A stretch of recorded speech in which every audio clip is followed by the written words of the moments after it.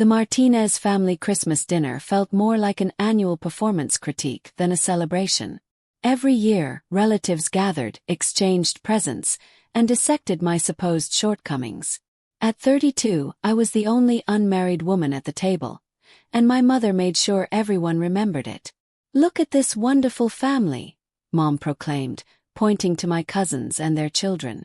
Sophia, happily married with 3 little ones.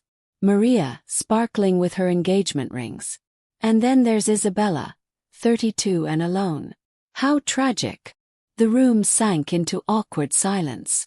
I poked at my mashed potatoes while my relatives shared smug glances. "My sister is too obsessed with her little online business to care about real life," Sophia said with a smirk. "She's glued to her computer all day instead of finding a husband." Dad nodded approvingly. "Your sister knows what matters. Look at my grandchildren, a devoted son-in-law." "That's accomplishment, Isabella." I had endured this monologue every holiday for half a decade. To them, my e-commerce consulting firm was a hobby. My apartment and used car proof I was barely surviving. What they didn't know was that my hobby had quietly grown into a thriving digital empire with operations across 3 continents. When I was 32, I already had 4 children, Great Aunt Rosa added.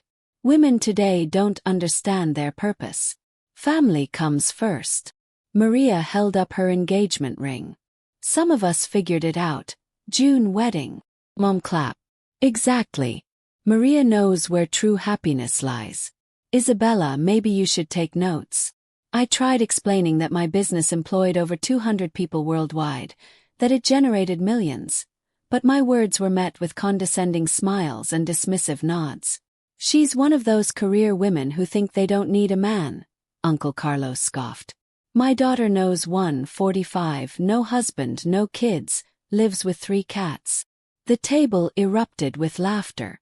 "That's better than nothing," Sophia said. "At least cats need care." Isabella just stares at her computer, dreaming she's a mogul. Dad leaned in. "This online work isn't real stability. You need security, a husband, children. That's what gives life meaning. Look at this table. This is real success." I glanced around at my family, nodding along as they erased every achievement I'd worked for. "What exactly do you do on that computer?" Carmen asked.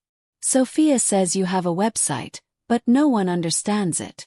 "She helps other businesses," Mom replied dismissively. "Kind of like a secretary but online. Not a real career, more like a service job." I bit my tongue, thinking about the 8-figure acquisition offer I'd turned down last week. My algorithms were reshaping how small businesses approached digital marketing, but giving up control wasn't an option. "The point is," Sophia said, "she's 32 with no prospects. I was planning my 3rd child's birthday by then. Isabella is planning what? Another lonely evening with Netflix."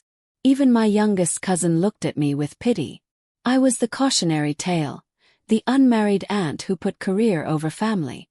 "I worry about her," Mom said dramatically. "What will happen when she's old? Who will care for her?"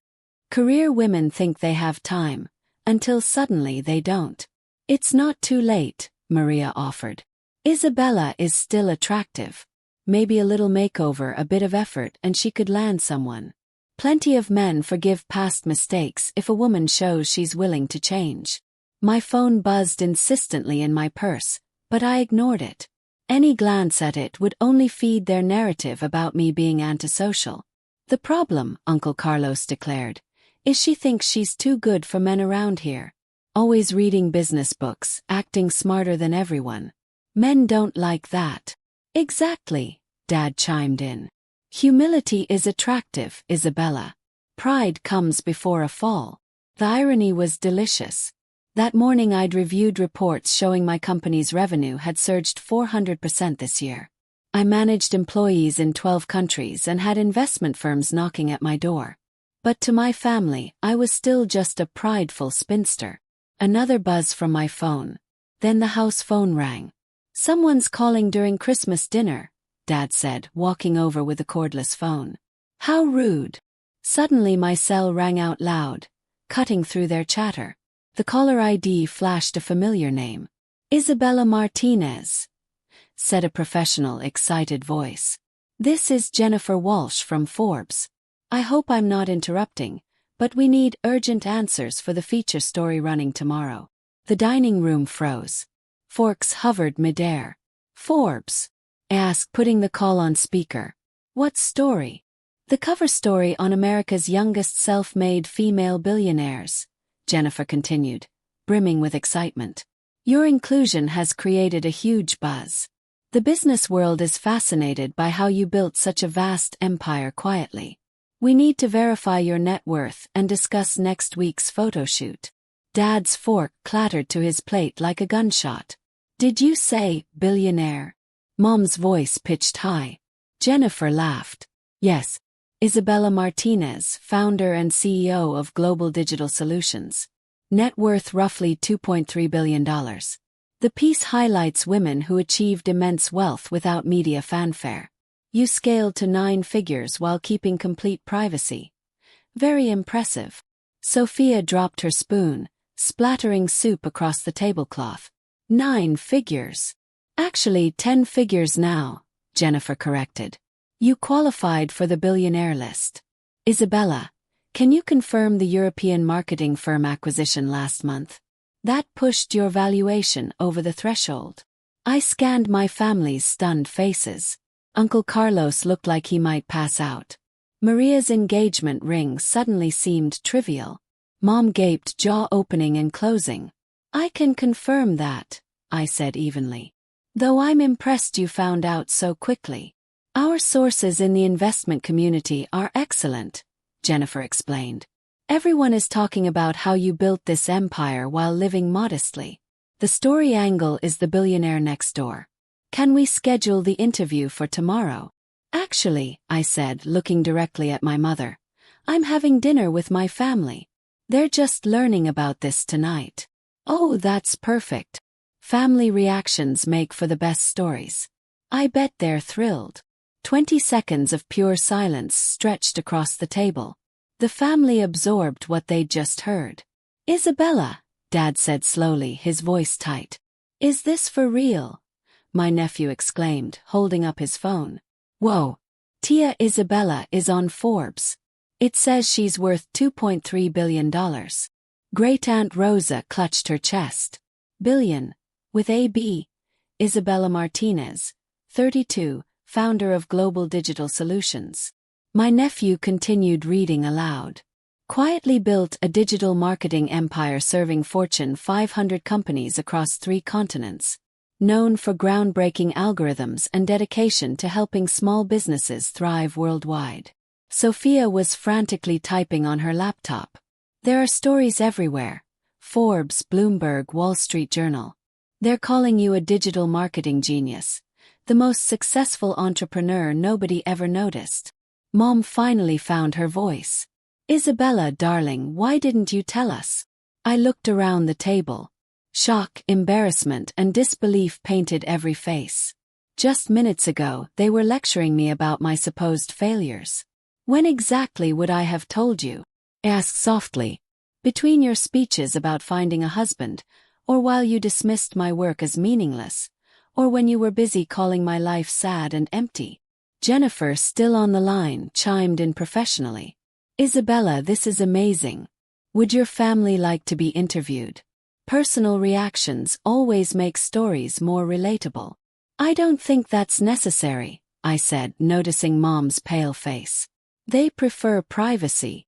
Uncle Carlos finally admitted. We had no idea. You live so modestly because wealth isn't what defines me, I said. I don't need to flaunt my success to prove it exists. Sophia kept scrolling. It says here you employ over 800 people and donate millions to education programs for underprivileged women. The Martinez Foundation, I confirmed. I started it 3 years ago. Funny how none of you ever asked where my money went. Dad set his wine glass down with trembling hands. Honey, if we had known, we'd have treated you differently. That's precisely why I didn't tell you, I said. I wanted to see how you truly felt about me. After I hung up, The dining room was silent except for my nephew still scrolling through articles. Finally Maria spoke. Isabella. Sorry. We didn't understand. No, I said, rising to my feet. You understood perfectly. You knew I was different, that I didn't fit your narrow idea of what a woman should be. And instead of supporting me, you spent years tearing me down. Mom reached for my hand. We're family. We love you. Do you? Asked sharply. Because loving someone means celebrating their accomplishments, not dismissing them. I grabbed my purse and headed for the door. Where are you going? Sophia shouted. Back to my sad, meaningless life, I said. The one that just made me a billionaire. The Forbes story went live the next morning. The billionaire who fooled everyone, even her family. My family called, but I wasn't looking for their approval. 6 months later, I expanded the Martinez Foundation to empower women whose families had doubted them. At the foundation's gala, a reporter asked if I regretted choosing my career over family. I never chose career over family, I said, surveying the room of brilliant women I had chosen to support. I chose to build a life that honored my potential instead of confining it to other people's expectations.